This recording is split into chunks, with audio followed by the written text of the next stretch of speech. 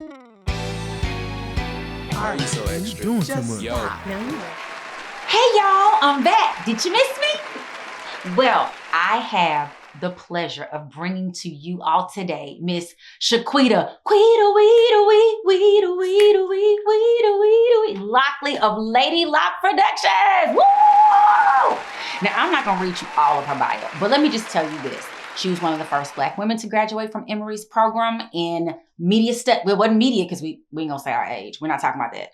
But in film, she just finished doing an amazing documentary called Eggs Over Easy. And it deals with women of color and fertility and infertility. So we're gonna get to her with that. But I'm gonna read you just a few things. She specializes in live event production, providing creative direction and VFX design for BET Super Bowl, Gospel Celebration, Hank Aaron Chasing the Dream Foundation, and production management for artists, tours, events featuring Tasha Cobbs Leonard, Matt Redman, Kiara Sheard, Fantasia, and the list goes on and on. Maroon 5, like you name it, she's done it. So with no further ado, and I'm going to send y'all, put a link out here so you can go check her out and check out Eggs Over Easy. We just saw her on, was it Good Morning? CBS Mornings. Yes. So without any further ado, we got Quita. Hey, Quita. Hey, Arle. Thank you for having me on. Thank you. I knew this was going to be fun. We're going to have ourselves a good time. So first of all, we want to know, how did you even decide once you left? First of all, where are you from? I am from Jessup, Georgia, which is very south, very, very south. Not far from Savannah, not far from Brunswick and St. Simons. So that's where I'm from. I came to Atlanta to go to Spelman a long time ago. Not that long. I just had my 25th last year from Spelman. But then I stayed and I got my degree is in English from Spelman. Mm-hmm. And then I went into film studies at Emory, and I was the first African-American in the program. So, see, we got trailblazers here, trailblazers. I know the story about how it was for you and how you had to literally blaze a trail. And, when they were talking about films that they wanted you all to critique and all that, you were like, they don't have anything on this list that I want to do. So you were like swimming against the current the whole time. Yeah, it was difficult. But how did you decide to get into film? Like, what made that your thing? Because I know you write a lot too. Mm-hmm. It was not my thing. I was pre-law at Spelman up until my junior year. And then I had a professor, Dr. Desiree Pettisclose. She's still there. And that's one thing I'll say about HBCU teachers. They do not mince their words. So no. I had her like maybe my sophomore year for a class. And then I had her, she's a poli-sci professor. I had her my junior year for constitutional law. Ooh, and she pulled me aside afterwards and was like, Ms. Lockley, I do not think you're gonna do well in this class. You need to take it pass fail. But what you probably should do is look into like film and television. You really are a great writer, just not for this. So what was happening? Because you finished law school.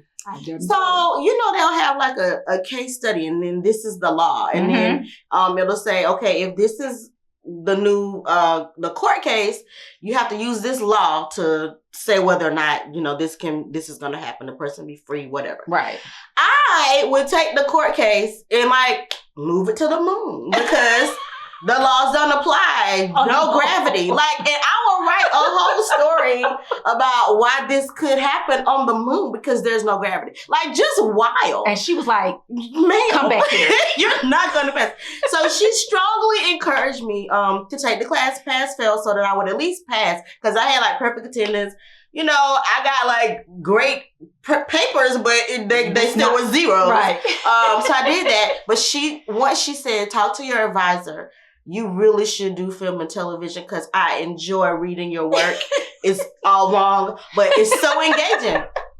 So I went back to my advisor at the time. Was like, I don't know if law is gonna work for me. What can I do? And she agreed with my but Dr. Pettisclose was like, good luck. Please move Here on. are some programs. So it was gonna be NYU, USC. I didn't want to go to California. I was very nervous about New York. I'm from a small town. And so we didn't have Google, or if Google existed, I didn't know about it at the time. So I just started researching like in a library at Woodruff Library, like at Clark Atlanta, over by Clark. I started researching what programs are out there. Emory had a fairly new program. It was maybe like 10 years old. It was number 16, which is not high because, you know, NYU was like number 1. Right. Well, volleying between USC and NYU. So they were 1 and 2. Emory was like 16, but it was local. The person who created the program like moved to Atlanta. He wanted to retire, but he was the one who wrote all the books for NYU and USC. He wrote the Bible for film theory. So I figured even though it was not in the top 10 of schools, I would learn a lot because the person who would be teaching me wrote the books. Yes. So that's how I ended up at Emory. They were like, oh, we filled up the program, blah, blah, blah. And, you know, I'm a praying woman. Yes, she So is. I convinced the department chair to take a meeting with me. And I was like, oh, I just want to find out more about the program. I drove over to Emory and I prayed, like, please let this man listen to this pitch because I was really about to sell myself. Because once you got into the program, too, it was tuition free.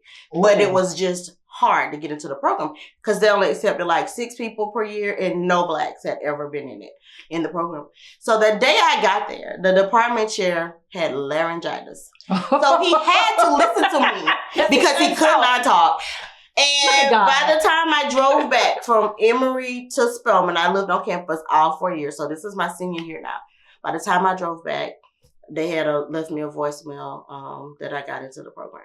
Girl. Which is wild. It is also the wild. hand of God, but yeah, it's wild. And you've had a hand of God moment for like everything you've done. Even Eggs Over Easy, like all the things you've done, all the production. I've been on some shows she's had ideas for. They're amazing. We'll have to find footage one day. But like when you think about your Eggs Over Easy, like that just kind of came to you from talking to different people and be like, wait a minute, there's nobody talking about this in our community. Mm-hmm. Yeah. So with Eggs Over Easy, it was only going to be like a 15-minute short. And it's how long now? It's a feature. Yes. It's a full feature that we had to cut down from like 5 hours. But yeah, that was also just like, I think God, if you take steps, God kind of like helps you order them. Mm-hmm. Well, they're order, but he helps you find, because you can't see 20 paces ahead. You can only see like the one step, but you always end up where you're supposed to be. That's what I believe. So you just need like these little signs to keep going in this direction. And that was what happened with Eggs Over Easy. Once I mentioned it to one person, like everybody would call, or if we were at brunch, they would all be like, oh my God, you know my friend, or we're Deltas, but I have a lot of friends who are AKA. So they said, oh, you know my line sister, she had blah, blah, blah, blah, blah. So by the time I finished collecting all these people who were already, the majority of whom were already in my phone, like I know them personally, it was 5 hours or more of footage collected that we turned into a feature film. Yeah, because and just so you know, we watched it all one night on OWN, and all of my friends who've either had, fertility issues, or those of us who had children but then thought about more, just it runs the gamut of, issues and or not issues, but just the information. Reproductive health, period.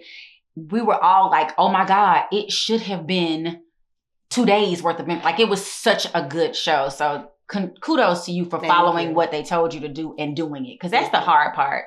Like, I'm sure as an African-American woman in film, it's challenging to find your place. Find your voice. It's challenging to find your money. We're out here with our voice. We're out here with these great stories. Yes.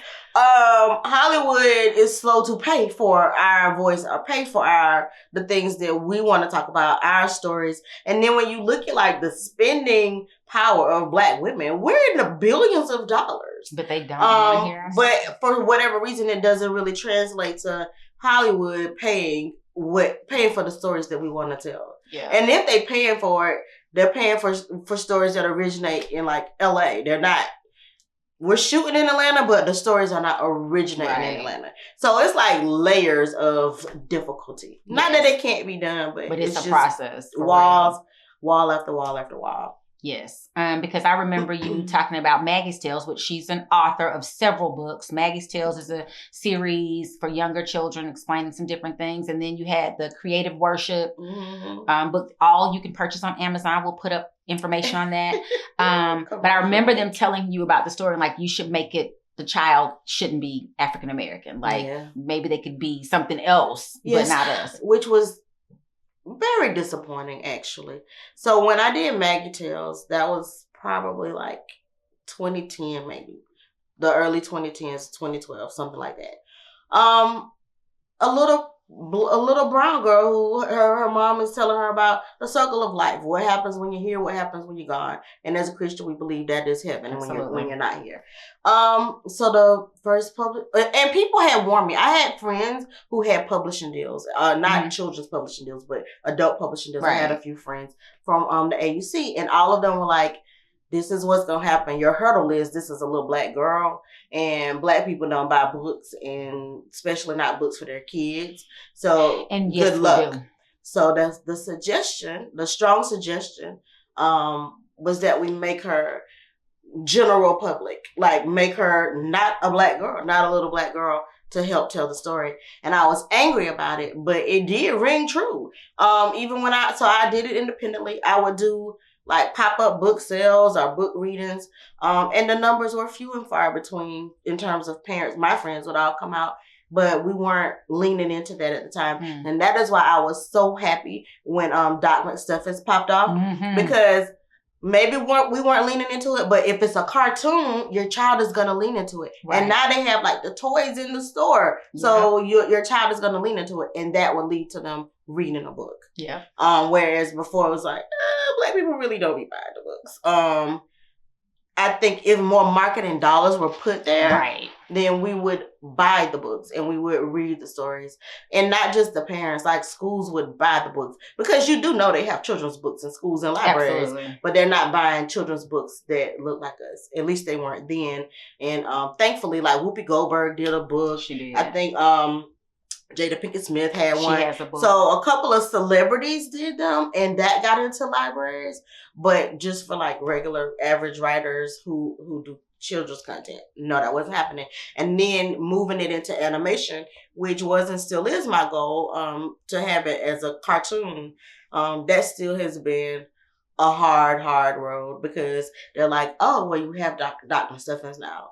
Yeah, so now it's like, that's like, well, we gave you one. Right. We're not going to give you too many of these. We'll need a bunch of them. We got Dora, we got Doc McStuffins, and then we got a bunch of other little... And Dora is not black. No, she is not. But I'm saying they give you, like, we gave you a Hispanic one. Yes. We gave you the little black Doc McStuffins. Yeah. Now we got a bunch of little white people. So deal with it. But I can imagine that is...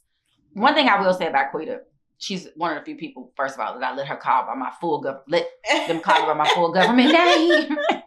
But one thing I can say about her, she is a ball of ideas. Like I remember when I first pitched this show to her, she's like, okay, do this, blah, blah, blah. And she just give you all these things. You're like, oh, I don't even know where I'm supposed to go with it. She's an executor as well. Production is your thing, live production. So, if you ever need a producer for something, this is your girl. Call her. Lady Lock Productions.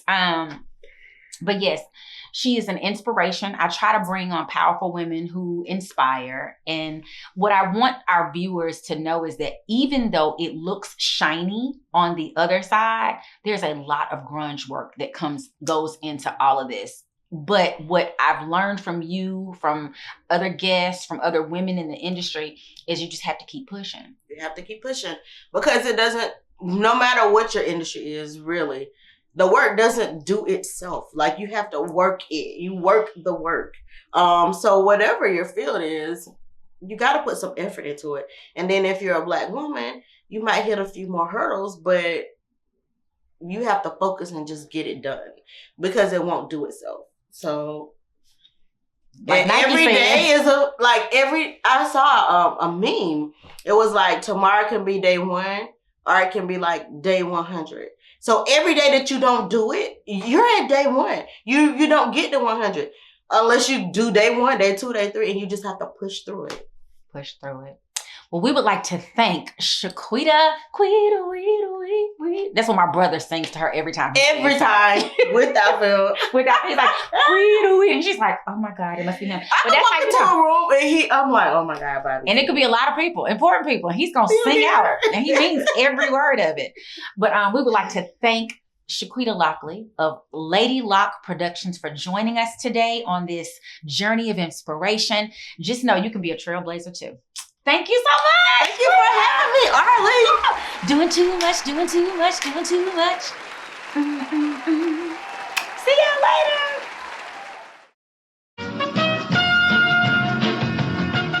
I always ask my guests what they like, and she wanted dark, so here we go. Evans Williams, yum yum. I'm not a bourbon drinker. This Agave Lima sweet and sour mix, they make a great margarita mix too. And cherries for garnish and a little syrup. 2 ounces of Evans Williams. 2 ounces of sweet and sour, yum yum. Shake. I forgot to show you guys my great shaking skills. Pour, garnish with a cherry, and enjoy. Happy drinking. Stars and Starlets, we're back. Now, I forgot to tell y'all about these fabulous drinks. So I called Quita and I'm like, what do you want? I call when I have a guest, I ask them what base would they like. She said, I need either rum or something dark, bourbon, something. So we're having Evans Sours today. You will see the recipe. But are they good? They're great, actually. Thank you. This is my second class. See, I usually don't do dark, but now I can do dark. Yay! So please make yourself one while you watch. See you in a minute. It's okay to be messy for a minute. Pew, pew, pew, pew, pew. Okay, I missed something, but what's all this fuss about a bus? Facts. Ain't no rich, educated chick supposed to marry no non-rich, educated man. I mean, they don't do that. Hell, they meeting the prospects before they even get to the school good. Okay. Oh, but he could really love her and make her happy. Love and happiness. Hey. Okay, this ain't Al Green. And tell me this, when was the last time your mortgage company, the gas, electricity, water, any of them asked you to pay us and how happy you are? Girl, they don't. They want their money. You ain't getting about no happiness. Happy. Well, men marry women all the time who make less money than men, and no one says a thing. Double standard. They can do that because men make more than women doing the exact same job. Don't even get me started on that. Man. Honey, with that attitude, you're going to be very lonely.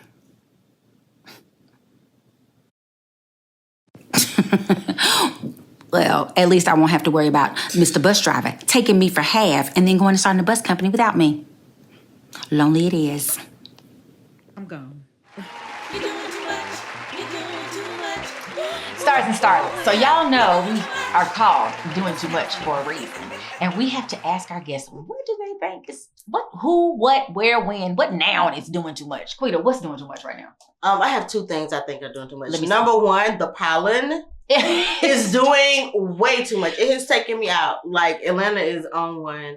So it's doing too much. It's doing too much, definitely. And then the second, or I should say not doing enough instead of doing too much, but gun control. I'm really, really, really annoyed by that. Every day, like the people from Texas are like sending prayers and thoughts and prayers and thoughts and prayers and thoughts and prayers, and they're not doing enough. Right. Literally not doing enough. But the thoughts and prayers, that's doing too much. Yes. Because we don't need another thought and prayer. Because it's not helping anything. Not another. And yes, back to the pollen. I don't even have sinus issues, and I've had sinus issues. Yeah. So it is definitely doing too much. And then with the gun control, baby, that's a whole nother show. A whole nother episode. Mm-hmm. You can only fight the people so much. And you're like, I don't understand what I'm fighting about. Like, what are we doing? What's the problem? So yes, y'all are getting in trouble for the doing too much. Doing too much. Stars and Starlets, I hope you enjoyed today with our special guest, Chiquita. Like a rock star. I say like a rock star because I don't know what he's saying. It's a cop car. But anyway, she's a rock star. Thank you so much for joining us today. We so appreciate your time. Now, don't forget to share, like, subscribe, and all that good stuff.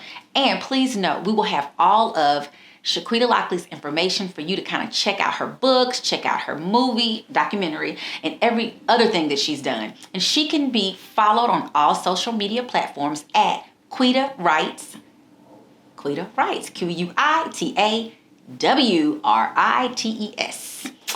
Thank you so much. And don't forget, love someone and let someone love you.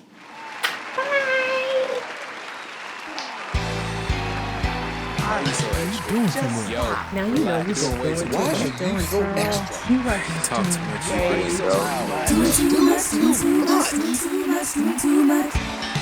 Mommy, you doing too much.